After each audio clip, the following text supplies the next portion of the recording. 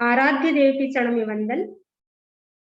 आदरणीय समरी जी, उपस्थित भाई तथा बहनों, आज हम कल्याण मंदिर स्तोत्र के अंतर्गत 20वें श्लोक की चर्चा करेंगे।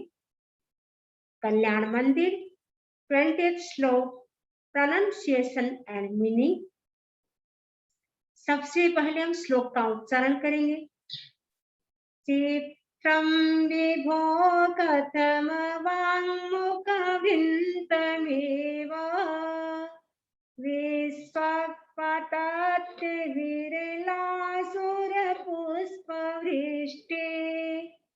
त्वद्गोचरे सुमनसां यदि वा मुनीश गच्छन्ति नो न मद एव हि वन्दनानि गच्छन्ति नो न मद एव हि वन्दनानि। अब हम सीखने की दृष्टि से एक एक शब्द का उच्चारण करेंगे। चित्रम, चित्रम, विभो, विभो, कथम वांग मुख वृंतमेव, कथम वांग मुख वृंतमेव। एक साथ बोलेंगे, कथम वांग मुख वृंतमेव, कथम वांग मुख वृंतमेव। विश्वक, विश्वक, पतत्य विरला, पतत्य विरला। संधि विच्छेद करने पर हो जाएगा पतति, इसमें से अ निकल जाएगा, अविरला, पतति अविरला। याद करने के लिए आप बोलेंगे पतत्य विरला, पतत्य विरला।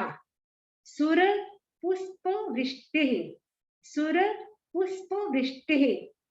त्वद गोचरे, गोचरे, सुमनसां, सुमनसां यदि वा मुनीश, मुनीश गच्छन्ति, गच्छन्ति नून मध, नून मध एव हि वन्दनानि, गच्छन्ति नून मध एव हि वन्दनानि। अब हम पूरे श्लोक का धीरे धीरे एक साथ उच्चारण करेंगे। चित्रम विभो कथम वाङ्मुख वृन्तमेव विश्वपतत्य विरला सुरपुष्पवृष्टि त्वद्गोचरे सुमनसां यदि वा मुनीश गच्छन्ति नून मद एव हि वन्दनानि गच्छन्ति नून मद एव हि वन्दनानि। प्रस्तुत श्लोक में 8 प्रातिहार्य है, उनमें से दूसरे प्रातिहार्य की चर्चा की गई है। 19वें श्लोक में प्रथम प्रातिहार्य अशोक वृक्ष की चर्चा की गई थी। इस श्लोक में दूसरा प्रातिहार्य सूर्य पुष्प वृष्टि, इसकी चर्चा की गई है। क्योंकि जैन धर्म में माना जाता है तीर्थंकर के 8 प्रातिहार्य होते हैं, विशेष चमत्कारिक होते हैं प्रातिहार्य। जहां भी तीर्थंकर पधारते हैं, जहां भी धर्म देशना देते हैं, वहां 8 प्रातिहार्य की रचना हो जाती है। तो तीर्थंकर भगवान धर्म देशना दे रहे हैं। और देवता लोग क्या करते हैं, जब धर्म देशना देते हैं, अशोक वृक्ष की रचना करते हैं, उसके साथ साथ फूलों की भी वर्षा करते हैं। आप देख रहे हैं पिक्चर में फूलों की वर्षा हो रही है, देवता लोग फूलों की वर्षा कर रहे हैं। तो फूलों की वर्षा होती है तब फूल क्या होते हैं, नीचे गिरते हैं। सामान्य दृष्टि से हम देखते हैं जब फूल गिरते हैं तब फूल का मुंह ऊंधा हो जाता है, उसका डंठल ऊपर रहता है। लेकिन भगवान का इतना अतिशय होता है उनका आभा मंडल इतना पवित्र होता है, उनके प्रभाव से देवता जो भी फूलों की वर्षा करते हैं, फूल के डंठल नीचे हो जाते हैं और फूल का मुख ऊपर हो जाते हैं, यानी फ्लावर्स होते हैं वो खिल जाते हैं। जो लोटस होता है जैसे खिला हुआ होता है, वैसे ही प्रभु के चरणों में, प्रभु के आसपास जो भी फूलों की बारिश की जाती है, सारे फ्लावर्स एकदम खिल जाते हैं। अब प्रश्न है कि ऐसा कैसे हुआ? क्योंकि जब डाल से फूल गिरते हैं तो फूल हमेशा उसका मुंह नीचे होता है, डंठल ऊपर होता है, लेकिन भगवान के अतिशय से ऐसे हो जाता है, क्योंकि भगवान में ऐसा अतिशय होता है, उनका आभा मंडल ऐसा पवित्र होता है कि जो भी बंधन होते हैं वो नीचे चले जाते हैं। श्लोक में शब्द आया है सुमन शाम। सुमन शाम, इसके दो अर्थ हैं। सुमन का मतलब होता है फ्लावर भी होता है, सुमन का मतलब होता है अच्छे मन वाला। जो व्यक्ति अच्छे मन वाला होता है, यानी जिसमें भगवान के प्रति श्रद्धा होती है, भक्ति होती है, उनके बंधन भी नीचे की ओर चले जाते हैं। आप देख रहे हैं एक भक्त भगवान की भक्ति कर रहा है, भक्ति के प्रभाव से, भक्ति भी ऊपर ऊपर से नहीं, एकदम तन्मयता के साथ, श्रद्धा के साथ, एकाग्रता के साथ वो कंसंट्रेट होकर के भगवान की भक्ति कर रहा है। भगवान की भक्ति से उनके शरीर पर जो भी बंधन था वो सब के सब बंधन कहाँ चले गए? नीचे की ओर चले गए। यानी बंधन का मतलब होता है 8 कर्म का बंधन, क्योंकि प्रत्येक संसारी प्राणी के 8 कर्म लगे हुए हैं। तो वो बंधन कैसे होता है? बंधन राग द्वेष करने से कर्मों का बंध होता है। तो राग द्वेष बंधन है, ईर्ष्या बंधन है, क्रोध बंधन है, जो मान माया लोभ ये सारे बंधन है, घृणा बंधन है। वो जितने जितने हम राग द्वेष करते रहेंगे, ईर्ष्या करेंगे, कसाय करेंगे, उससे क्या है, हमारे कर्मों के बंधन सघन होते जाएंगे।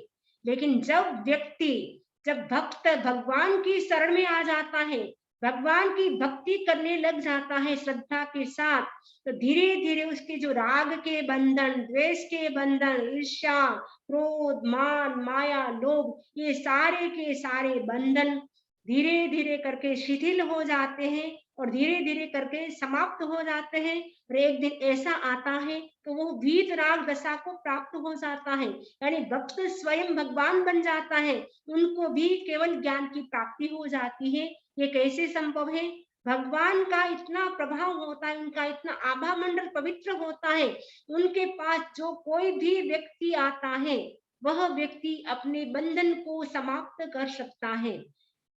इतिहास में हम कई घटनाएं देखते हैं कि भगवान के चरणों में पापी भी आता है वो भी पावन बन जाता है। जो भी चोर लुटारा जो भी आता है भगवान की शरण में वो भी पवित्र हो जाते हैं, वो भी बंधन से मुक्त हो जाते हैं, उनका भी मोक्ष हो जाता है। अर्जुन माली, आप देखें अर्जुन माली कितने कितने लोगों की हत्या की थी, लेकिन भगवान महावीर स्वामी के शरण में आए, उनका भी उद्धार हो गया। दृढ़ प्रहारी वो कितने पापी थे, लेकिन भगवान की शरण में जाते हैं, उनका भी उद्धार हो जाता है। जो प्रभव चोर 500 उसके अंडर में चोर थे, उसका वो मेन व्यक्ति था, लेकिन जैसे ही भगवान की शरण में व्यक्ति जाता है या गुरु के शरण में व्यक्ति जाता है, उनके बंधन भी शिथिल हो जाते हैं, समाप्त हो जाते हैं और एक दिन ऐसा आता है उनका भी मोक्ष हो जाता है। क्योंकि जब 8 कर्मों से व्यक्ति मुक्त हो जाता है तब व्यक्ति का मोक्ष हो जाता है। तो भगवान का इतना प्रभाव होता है, उनका आभा मंडल इतना पवित्र होता है, जो भी व्यक्ति भगवान की शरण में जाते हैं वे सब पावन बन जाते हैं और उनके जो कर्मों के बंधन होते हैं वो भी शिथिल हो जाते हैं। इस श्लोक में बताया है कि जो भगवान का दूसरा प्रातिहार्य है वो सुर पुष्प वृष्टि है। तो जो पुष्प होते हैं जब नीचे गिरते हैं तब भगवान के अतिशय से जो डंठल होते हैं वो नीचे की ओर चले जाते हैं, क्योंकि फूल के लिए डंठले बंधन है, तो बंधन है वो नीचे की ओर चले गए और फूल ऊपर आ गए। जैसे देख रहे भक्त के जो बंधन थे वो नीचे की ओर चले गए और भक्त है वो ऊपर की ओर आगे, वैसे ही डंठल है वो बंधन है फूल के लिए, वो डंठल नीचे की ओर चले गए, बंधन थे वो, और फूल ऊपर आ जाता है। तो भगवान के अतिशय होते हैं, तो 34 अतिशय होते हैं, 35 वतनातिशय से होते हैं, उसकी हमने चर्चा तीसरे श्लोक में की थी। इस श्लोक में हमें प्रेरणा लेनी है कि हम जो भी भगवान की भक्ति करें पूरी श्रद्धा के साथ करें। जितनी हमारी श्रद्धा सघन होती है उतने ही कर्म के जो बंधन होते हैं वो जल्दी शिथिल हो जाते हैं, और हमारा जो लक्ष्य है मोक्ष प्राप्त करने का, वो हम जल्दी मोक्ष को प्राप्त कर सकते हैं जब हमारी भीतर श्रद्धा होती है। हम भक्ति करते हैं लेकिन भाव नहीं जुड़ते हैं, तब तक वो भक्ति भी भक्ति रूप में नहीं होती है। ऊपर ऊपर से कई व्यक्ति कहते हैं हम इतने सालों से भगवान की भक्ति करते हैं, पूजा करते हैं, लेकिन हमें जो बेनिफिट होना चाहिए वो नहीं हो पाया है। उसका कारण क्या है कि हमारे भाव भगवान के साथ जुड़े नहीं। जब हम भक्ति करें, हम स्वयं अनुभव करें, हम स्वयं पार्श्वनाथ बन गए हैं, हम भगवान महावीर की भक्ति करें, तो आपको लगना चाहिए हम स्वयं महावीर बन गए हैं, हमारे में भी वे गुण आ गए हैं। जब आप पंच परमेष्ठि का जप करें, नवकार मंत्र का जप करें, आपको लगना चाहिए अरिहंत के गुण, सिद्धों के गुण, आचार्यों के गुण, उपाध्यायों के और साधु मुनिराज के गुण सब मेरे भीतर आ गए हैं, मैं भी भगवान जैसा बन चुका हूँ। तो एकदम ऐसे तन्मय हम हो जाते हैं जब हमारा भाव भगवान के साथ ऐसा जुड़ जाता है, तब ये सब घटित होता है। और धीरे धीरे करके हमारे जो 8 कर्म है, ज्ञानावर्णीय, दर्शनावर्णीय, वेदनीय, मोहनीय, आयुष्य, नाम, गोत्र और अंतराय, ये जो 8 कर्म है वो धीरे धीरे करके क्या होते हैं, सारे के सारे कर्म समाप्त हो जाते हैं। तो एक दिन हम सिद्ध बुद्ध मुक्त बन सकते हैं। अब हम देखेंगे इसके जो मीनिंग है उसको हम देखेंगे, हिंदी में, संस्कृत में और इंग्लिश में है। हे विभो, हे प्रभु, ओ लॉर्ड, चित्रम, चित्रम यानी आश्चर्य है कि it is not surprising, it is not surprising, पुष्प वृष्टि देवताओं के द्वारा बाय द गॉड्स, विश्वक, विश्वक का मतलब होता है चारों ओर की गई, क्योंकि जो देवता होते हैं वो जो फूलों की बारिश करते हैं केवल एक साइड नहीं करते, चारों साइड करते हैं, चारों ओर करते हैं। बीन अराउंड, विरला, अविरला, सघन पुष्प वृष्टि में, इंडेंस इनफ्लोरेसेंस, अवांग, अवांग मुख वृंतम, अवांग मुख वृंतम, पुष्पों के वृंत अधोमुख, पुष्पों के वृंत का मतलब होता है डंठल, जो जो डंठल होते अधोमुख यानी नीचे की ओर होते हैं, और फूल ऊपर की ओर होता है। Inflorescence of flowers, inflorescence of flowers, कथम पतति, कैसे होते हैं, how are they, how are they मतलब वो जो डंठल है वो नीचे की ओर कैसे होते हैं, हाउ आर दे। यदि वा, यदि वा मीन्स अथवा, एल्स, एल्स, हे मुनीश, हे मुनियों के ईश्वर, हे मुनियों की ईश्वर यानी ओ गॉड मॉन्क्स, ओ गॉड मॉन्क्स, त्वद गोचरे, त्वद गोचरे यानी आपके दर्शन होने पर, त्वद यानी आपके, गोचरे यानी दर्शन, आपके दर्शन होने पर, on seeing you, on seeing you, सुमन श्याम, अच्छे मन वाले, सुमन श्याम के दो अर्थ बताए थे आपको। सुमन का मतलब पुष्प भी होता है यानी फ्लावर भी होता है, सुमन का मतलब होता है अच्छे मन वाले व्यक्ति भी होते हैं। गुड माइंडेड, गुड माइंडेड, बंधनानी, मनुष्यों के बंधन, ह्यूमन बॉन्ड, नूनम, निश्चित रूप से, सर्टेनली, सर्टेनली, अद एव गच्छन्ति, अद यानी नीचे, एव यानी ही, गच्छन्ति यानी चले जाते हैं। जो भक्त के जो बंधन होते हैं, कर्मों के बंधन होते हैं, वो सब नीचे की ओर चले जाते हैं। गो डाउन, नीचे की ओर चले जाए, गो डाउन। अब हम जो हमने मीनिंग समझा उसी का हम हिंदी में, गुजराती में और इंग्लिश में भावार्थ समझेंगे। हे प्रभु, आपके समवसरण में देवकृत पुष्प वर्षा के फूल सब के सब अपने डंठल नीचे की ओर किए हुए ऊर्ध्वमुख ही पड़ते हैं। ठीक है, जब भी कोई सुमन यानी अच्छे मन वाले आपके पास आते हैं तो उसके बंधन सदा नीचे की ओर ही चले जाते हैं। इसमें आश्चर्य क्या है? इसमें कोई आश्चर्य नहीं है। यानी भगवान के पास कोई व्यक्ति अच्छा मन वाला श्रद्धा भक्ति के साथ भगवान की पूजा करता है, उसके बंधन यदि नीचे चले जाए तो उसमें कोई आश्चर्य नहीं है। ये दूसरा प्रातिहार्य है, सुध पुष्प वृष्टि।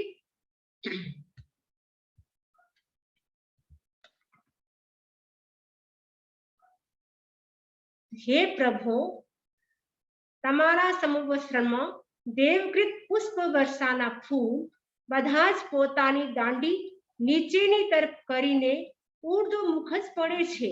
ઠીક છે, જ્યારે પણ કોઈ સુમન સારા મનવાળા આપની પાસે આવે છે ત્યારે તેમના બંધન સદા નીચેની તરફ જ ચાલ્યા જાય છે। તેમાં આશ્ચર્ય જ ક્યાં છે? એમાં કોઈ આશ્ચર્ય નથી। આ બીજું પ્રાતિહાર્ય છે। હવે આપણે ઇંગ્લિશમાં સમજીએ। O Prabhu, all the Parijat flowers of the divine shower of flowers over your Samavasra fall with their stems downwards and face up. It is not surprising, indeed, that when you person with a noble mind comes near you, his bonds always slide down. इस श्लोक से हमको प्रेरणा लेनी है कि जो भी हम भगवान की भक्ति करें वो पूरी हम तन्मयता के साथ करें, श्रद्धा के साथ करें, एकाग्रता के साथ करें, तब हमारे जो बंधन है वो राग द्वेष के बंधन, कर्म के जो बंधन है उससे हम मुक्त हो सकते हैं। इस श्लोक का प्रभाव है, इसका बेनिफिट है। इस श्लोक का यदि हम जप करते रहे, उच्चारण करते रहे, प्रतिदिन हम इसका 5 बार या 11 बार भी जप करें तो इस श्लोक का बेनिफिट होगा। हमारे घर में पीस रहेगा, यानी शांति रहेगी और वाद विवाद है वो समाप्त हो जाएंगे। ये बहुत ही प्रभावशाली श्लोक है। यदि किसी को चाहिए शांति, क्योंकि आज व्यक्ति के अंदर इतना तनाव है, कई व्यक्ति टेंशन में जीते, कोई डिप्रेशन में चला जाता है। वर्तमान में कोरोना काल चल रहा है जिसके कारण व्यक्ति के घर में बाहर जहां भी जाए इतना टेंशन, सारा वातावरण ही अशांत दिखाई देता है। तो ऐसी स्थिति में हमें इस श्लोक का जप करना चाहिए, जिससे हमारे घर में आसपास का जो वातावरण है वो पीस बना रहे। इस श्लोक का बेनिफिट है, हमारे अंदर भी शांति आती है और आसपास में भी शांति रहती है। तो शांति यदि हमें चाहिए तो हम इस श्लोक का जप करें, इसी आशा के साथ। ओम अरहम, ओम अरहम।